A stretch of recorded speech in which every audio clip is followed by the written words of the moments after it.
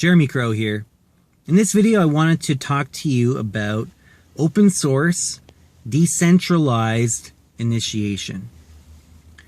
So just so we're on the same page here, I'm going to define a few terms. So open source. This is a way of sharing your work, your intellectual property with the world. So you're kind of, in a sense, giving up your intellectual property rights, your copyright to that work. So nobody's denying that you originated it, but you don't control it anymore, in the sense that it's public. The foundation for it, or the blueprints for it, some would say source code for whatever your innovation is, the patent or any of those types of things, the material is public. So anybody can take a look at it who wants to take a look at it. And not only that, it's not just look but don't touch. You can actually take it and utilize it for whatever purpose you wish without asking permission, without paying a licensing fee, without,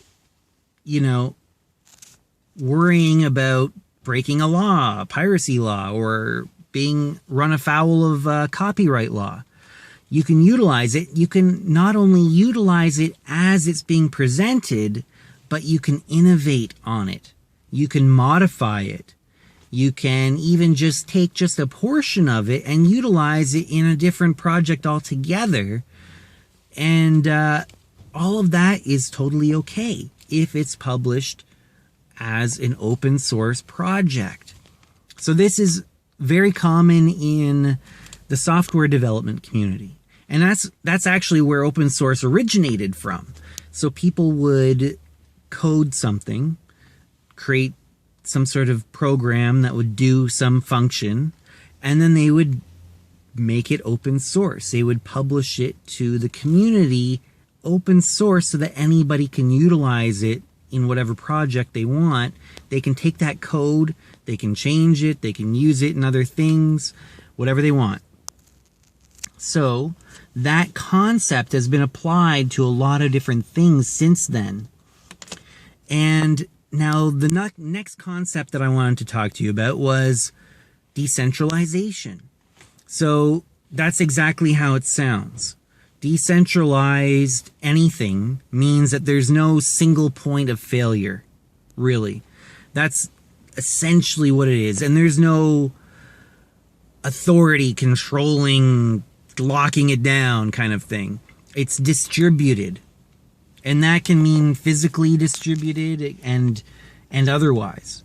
So if you were to have, let's say, instead of, let's say government, if you were to have decentralized government, then how that would look is you would have smaller kind of municipal governments without a large umbrella that's controlling everything. They're just each individually kind of deciding how they want to do things on that level. Now, another thing that you could look at would be Bitcoin, or a lot of cryptocurrencies are not centralized. They are decentralized, like Bitcoin. So any full node on Bitcoin contains a complete backup of the entire ledger. Now, I'm using some terms that you might not be familiar with, but I'm giving a couple examples here. So if this isn't the one that you relate to, then think of the government one. So each full node has a complete ledger that is a backup of the entire system, in a sense. And if you were to shut that one down, there's like a million others. And each of them is fully capable of reproducing the entire network again from itself. It's kind of holographic in that sense. So what does this have to do with initiation? Well, generally, for the past, few thousand years, initiation has been a closely tightly controlled thing that is utilized through hierarchies and student-teacher, mentor-student relationships, oaths of secrecy, things like that, which is not open source. It's proprietary, and it is not decentralized because there is a centralized authority. Usually it's some sort of a hierophant or maybe a high priestess or something along those lines, a pope. Any of those things where you'll have some sort of authority that has the ability to give or deny permission for individuals to utilize that system of initiation. So just like, let's take a really easy example and say Freemasonry. So with Freemasonry, you do actually have a certain level of decentralization where there is no one single authority over all of Freemasonry in the world, but you'll have large regions, really large regions that will have authority over Freemasonry in their area. And within kind of a branch of Freemasonry, like you have mainstream Freemasonry that is derived from the United Grand Lodge of England. In a sense, the United Grand Lodge of England is sort of that centralized authority.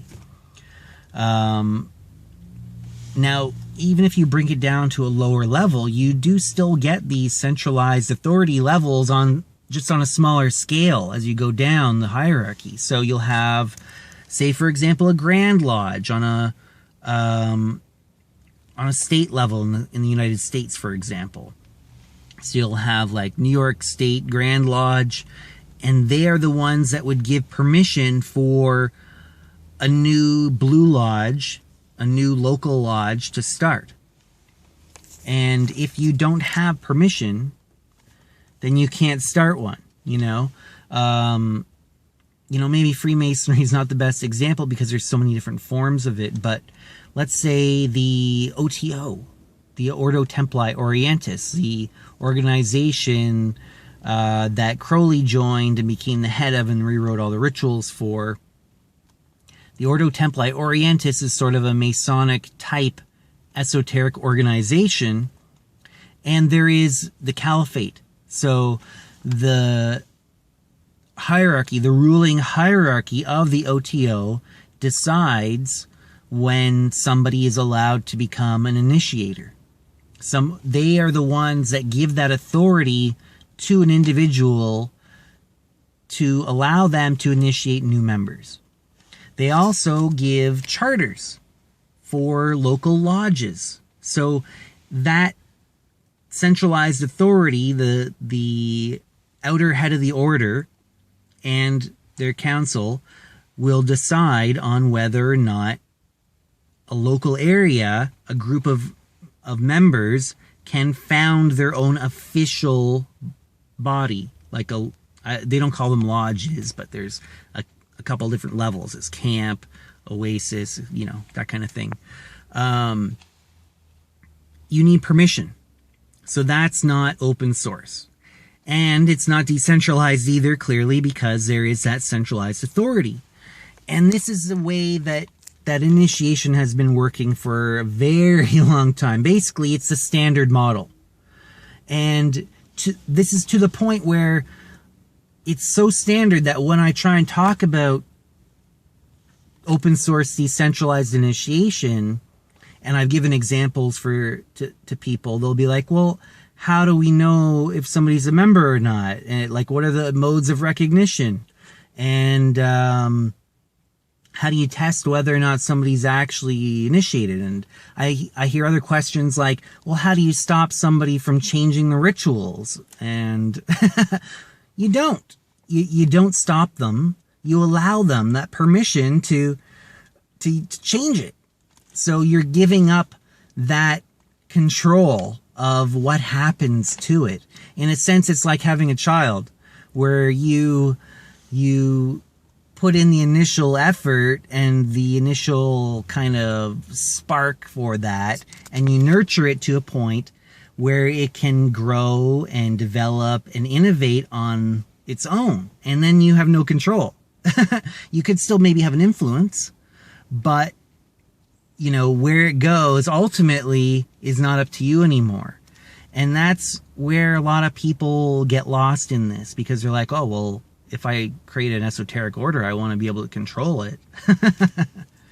But that's not where, try and have some vision, and see where the world is going, see where we can innovate things and where we can try out these new models and see where it takes us and see the kinds of innovations that come out of it. That's really exciting to me, to see what other people can do with it. So to this end, I've produced some open source, decentralized, esoteric systems of initiation that anybody can utilize and innovate upon if they wish. These include the Ordo Luciferi.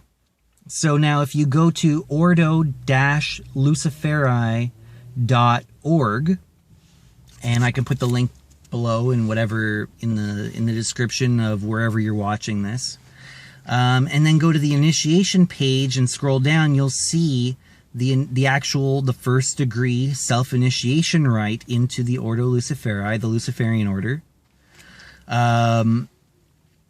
And you don't have to ask permission from anybody to use it and utilize it and initiate yourself using that formula.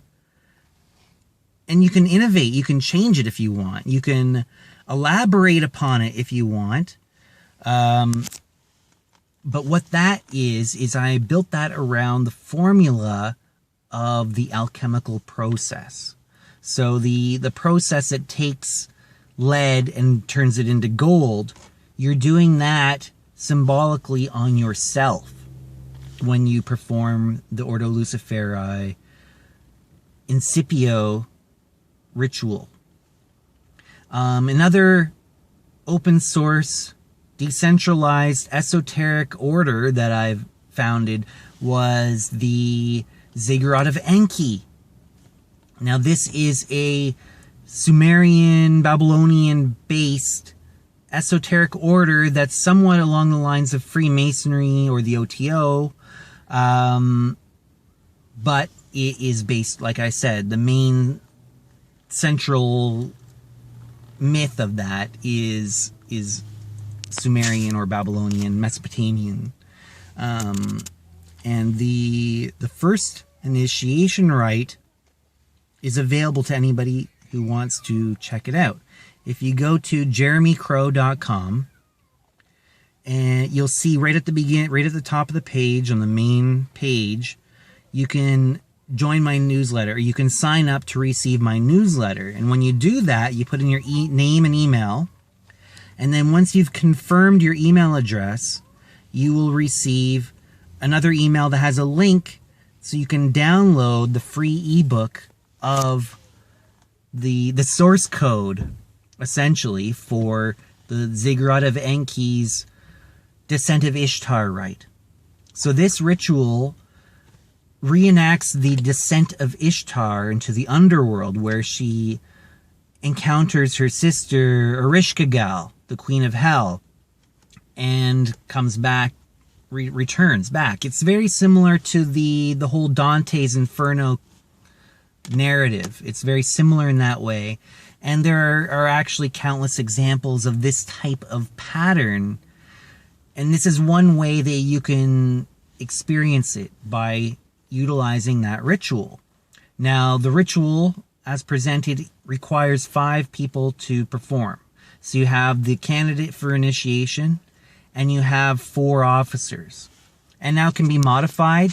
You can modify it yourself to modify it into a self-initiation ritual where it's just one individual, yourself, the practitioner, performing it. You can do that if you know how to innovate, and if you know how to take the formula that's there and modify it and adapt it.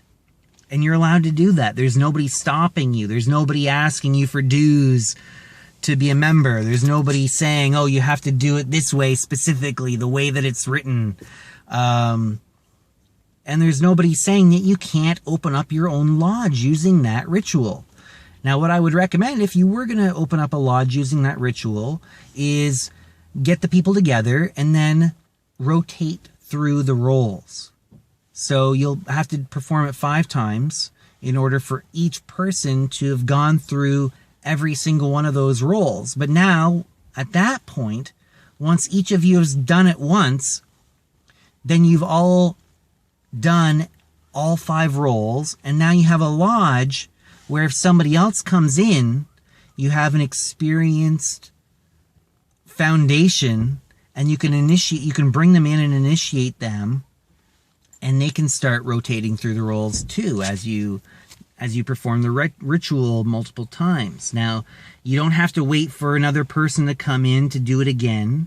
You can just do it again and just change up the roles if you want, if that's how you want to do it. And that can serve as the foundation for your own esoteric order if you'd like. You can even, if you're creating a group and you want an initiation rite to utilize for that group, but you don't maybe want to write it yourself, or you don't feel up to the task, or you haven't finished writing one, maybe it's going to take you a year to finish, and you don't want to wait that long before you start getting members, you can utilize this as an interim initiation until you get the one that you want finished. So that's essentially what open source, decentralized initiation is. And I'd like to see other people putting out their own systems out there for other people to utilize if they wish. Now, there's another organization out there called the Temple of Ascending Flame. And they have a website where they do actually have some open source esoteric projects that you can involve yourself in, which I think is really cool. It's along those same lines as what I've been describing to you, and I really respect that they did that. I'm not involved with them in any way, but I really think that's a cool thing that they did. And I encourage other people to do this too. Anybody who is creative, maybe if you had an esoteric order that fell apart, maybe revive it as an open source esoteric order and put it out there and see if somebody latches onto it and says, hey, actually, this inspires me. I'm going to do something with this. And it's really interesting to me to see what people will innovate on that, you know? Anyways, that's about all I wanted to cover on this video today. I hope you enjoyed it. I hope it gave you some inspiration and some ideas.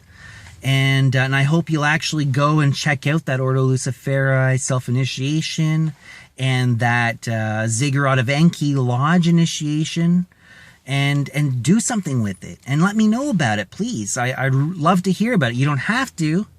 That's the other cool thing about this, especially for like a left-hand path organization where you don't necessarily want people to know that you're involved in some of these things. Sometimes you want to keep that secret.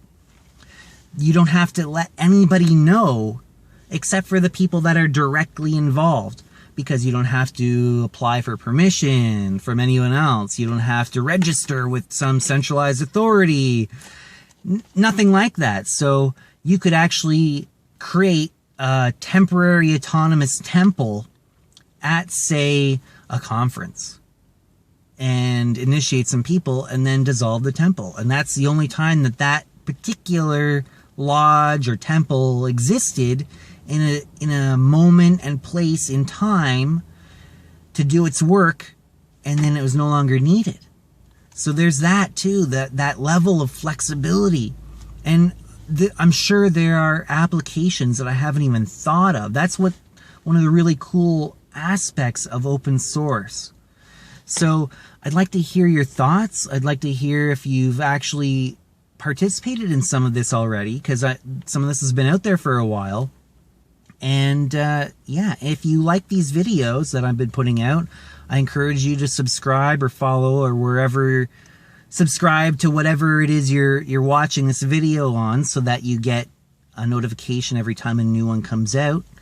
And yeah, please let's discuss this in the comments below. And until next time, everybody, stay lucid.